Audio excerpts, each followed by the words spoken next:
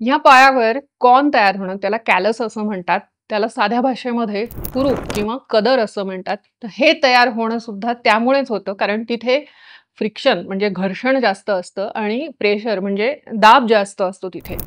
त्यामुळे तिथे विशिष्ट प्रकारे त्वचा तिथली अधिक जास्त हार्ड होते आणि मग त्याला आपण म्हणतो की कुरूप तयार होणे. हे कुरूप दुखणारे सुद्धा असतात बरं का आणि त्याचबरोबर त्यांना सूज सुद्धा येते बऱ्याच वेळा. बऱ्याच वेळा ते दुखत नाहीत, काही नाहीत, परंतु ते तसेच तयार होऊन तसेच राहतात आणि चालताना मात्र ते त्रास देतात. अशा प्रकारे ह्या कुरूपांना काय ट्रीटमेंट आहे?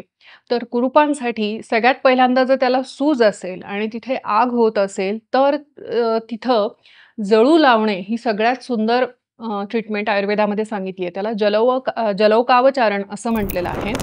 दुसरं म्हणजे की रक्तमोक्षण. जलौकाचरण हा रक्तमोक्षणाचाच एक प्रकार आहे. रक्तमोक्षण म्हणजे ज्याच्यामधून आपण डायरेक्ट ब्लड बाहेर काढतो असं सिरावेद हे सुद्धा याच्यामध्ये उपयोगी पडतं. म्हणजे सुई टोचून रक्त बाहेर काढणे त्या भागातून.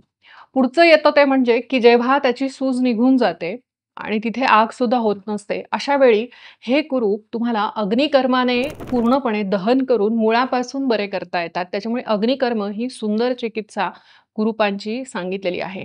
अग्निकर्मानंतर जेव्हा आपण कुरूप मुळापासून काढून टाकतो ना, त्यावेळेस त्याचा रिकरन्स होताना दिसत नाही. इतकं वैशिष्ट्यपूर्ण असं हे प्रोसिजर किंवा अशी ही प्रोसिजर आहे.